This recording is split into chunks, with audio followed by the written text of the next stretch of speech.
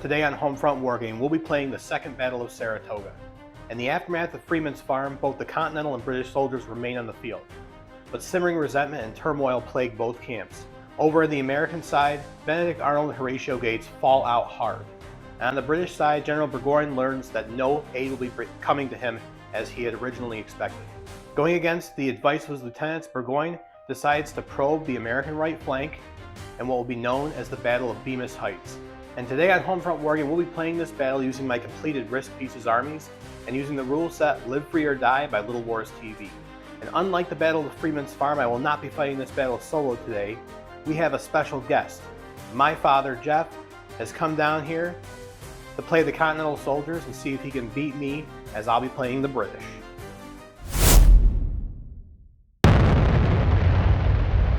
Hi, my name is Jeff, and I'm here today to do the Battle of the Continental Army, the Battle of Saratoga. I've done this before. I did the Battle of Oriskany, and that came out pretty good. So we're ready to go today with the new battle here of Saratoga. This is today's scenario. The British have been deployed in a position to defend Bemis Heights, which will be the American objective. The Continental troops under the command of Benedict Arnold must capture the hill and force the British off by the end of round 10. Any other result will end with a British victory. Both sides will have reinforcements that will be allowed in on subsequent rounds to simulate how the battle grew historically throughout the afternoon. The British have the initiative, and for round 1 there isn't any charges or firing as no units are close enough. I move up my column from the road to block the Continental advance and move some skirmishers down from the hill into the woods. The Continental Army begins to advance towards the British, and the skirmishers begin moving through the woods towards the right flank of Bemis Heights. Round 2 allows 2 additional regiments to be brought in for the Continental Army from across the river, and my dad spends some command points to charge against the British line. We'll see how that charge pans out later. The skirmishers on the right flank begin to take volley fire from the British defending the hill and are taking casualties. Because of the fact that they passed through a unit, they're going to take another DMZ for that. Okay. All All right? Yep. And then now, though, because of the fact that these guys are first class, which means they're higher quality troops, and these guys are second class, which means they're lower quality, because of the fact that they just saw a higher quality unit retreat through them, they have to roll for morale now, too. Today is my dad's first time playing Live Free or Die, so he's learning as we go. And he swings the skirmishers around 180 to counter a small party of my own skirmishers I brought around to hit them in the rear. He moves his reinforcements across the river. We conduct the first melee from earlier, and it results in both sides staying locked in combat. One of my officers, Brigadier General Fraser, takes a light wound and loses a star. In the beginning of round 3, he charges in again on my left flank, but loses a stand to closing fire. In Live Free or Die, if your units are being charged, you are allowed to roll 1d6 per stand plus any stars for your officers. British cannon fire begins to hit the colonists, and they charge into the center.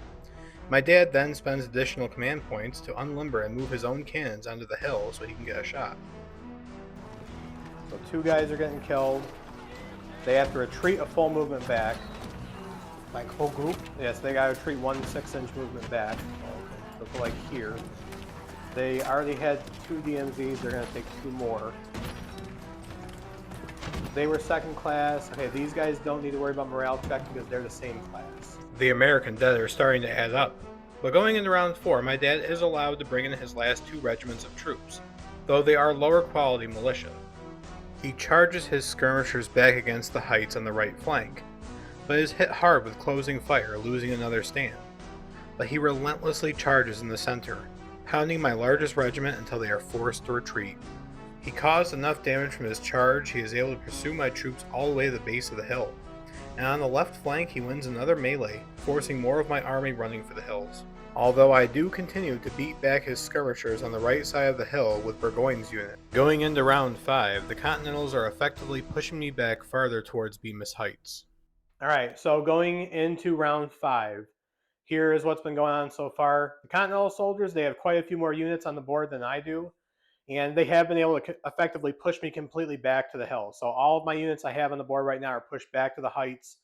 We're still defending the field works on the right flank against the skirmishers over there, but we just took a lot of casualties in that last round from the charges. Benedict Arnold leading the charge caused a lot of damage to me. So I'm getting a little bit nervous. I've got 2 rounds I got to make it through before I can bring in all of my reinforcements, and hopefully they'll turn the tide. But we'll see what happens going forward. As we go on with the battle here, I'm understanding a little more about the Battle of Saratoga, and to see what the Continental Army has in there right now. I think it's pretty much the way it went. So we're going to go from here and continue on with the war. The Continentals immediately attack against the heights in the center and right flank, but he is taking heavy fire on the right. And my dad attempts every charge up the hill he can possibly afford, and continues to move up his militia for a follow-up attack. At the hill, however, because the British are on the defense, they get some slight modifiers in combat which are able to beat the colonists back down the hill and retreat. At the top of round 6, I am finally able to gain my much needed reinforcements by spending 3 command points, and my dad has some bad luck rolling for his additional command points. Okay, so historically, in other games I've played, my dice rolling has been horrible, and once again today, it is horrible. That's all I can say for it. I immediately begin to rush my reinforcements against the Continental troops on the left, and massive amounts of musket fire erupt all around with casualties on all sides. Burgoyne is still managing to hold the Continentals off on the right, and in the center, cannon and musket fire is absolutely pounding the colonial advance up the hill. It is bloody all around. 1, 2, 3. I got 3 hits. I got 1, 2, 3, 4. You got 3? Yep. Actually, 1.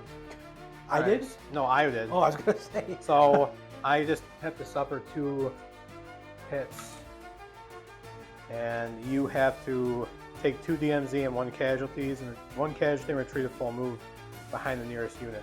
And then you have to kill another guy, because it said take 2 DMZ and 1 casualty. So another guy from that group, right? Yep. In that group. And then you're going to have to roll to see if Benedict Arnold got hit. Oh, really? So that unit started off with 6, so you got to roll at least 1 dice. See if he got hit? You're going to roll 3 dice, and if you get a 1, then you have to roll again to see if he's killed. This is the only time I don't want to roll a 1. But you right? might. No, you're good. You're good. Benedict Arnold escapes the leader fate table for now, but my dad is having no luck assaulting Burgoyne's unit on the right. But on round 7, tragedy strikes as Arnold's unit loses another charge, and he rolls 3 1s for leader fate, then follows it up with a 3, which causes a historically accurate serious wound, removing Benedict Arnold from the game and replacing him with a lesser commander. Benedict Arnold was seriously wounded and was removed from the field.